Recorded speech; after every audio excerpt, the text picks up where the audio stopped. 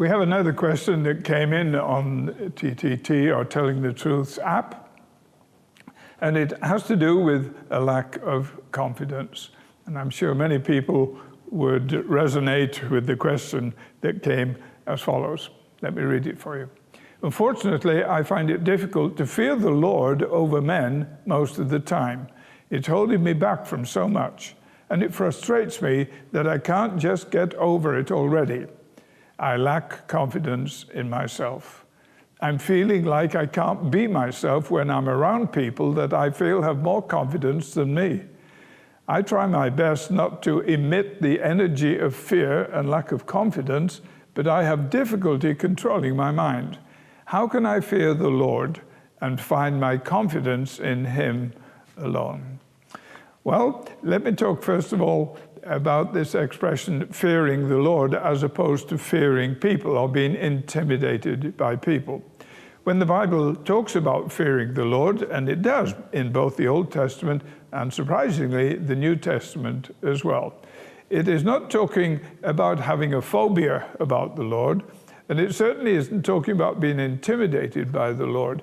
It is talking about recognizing that the Lord is God and I am not, and approaching Him with due reverence and a sense of awe. Awe and reverence. That means don't hastily barge into His presence. Don't exude confidence when you're standing before Him, but come before Him with a humble heart and a bowed head, with an attitude of repentance and dependence. That is what it means to fear the Lord. All right, now put that on one side. The other side is, but what about human beings? Human beings can be very intimidating. Human beings can have power over us.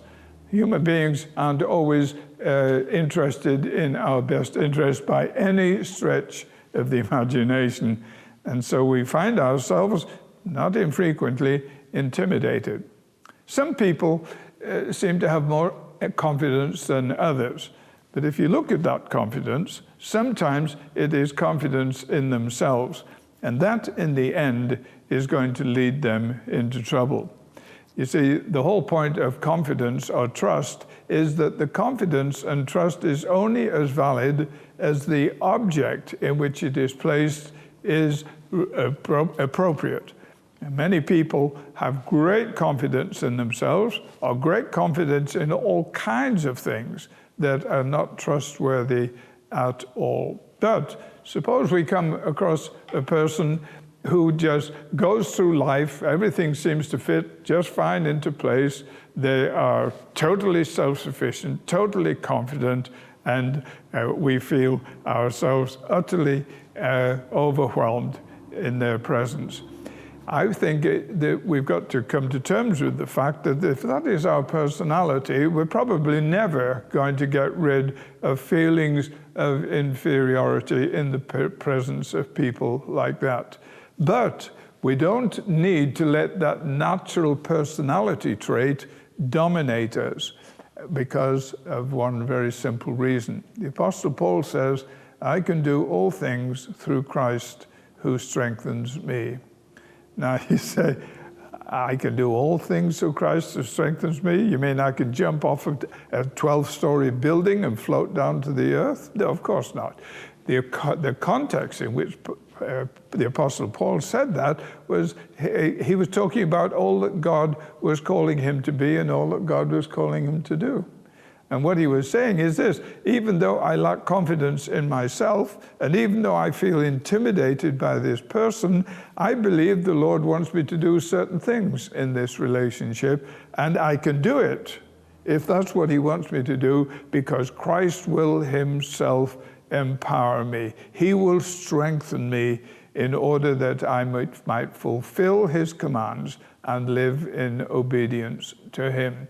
So, come to terms with the fact that temperamentally you may have feelings of inferiority. It may well be that when it comes to being an extroverted person who demands attention, you curl up and die in their presence. Well, what does God want you to do in a situation like that? He wants you to be loving. He wants you to be caring. He wants you to be compassionate. He wants you to contribute to the relationship. And you say, if that's what he wants me to do, he doesn't just leave me out hanging on a limb. I can do all things through Christ who strengthens me. And therefore I will reverence the Lord. I will trust in him. I will obey him.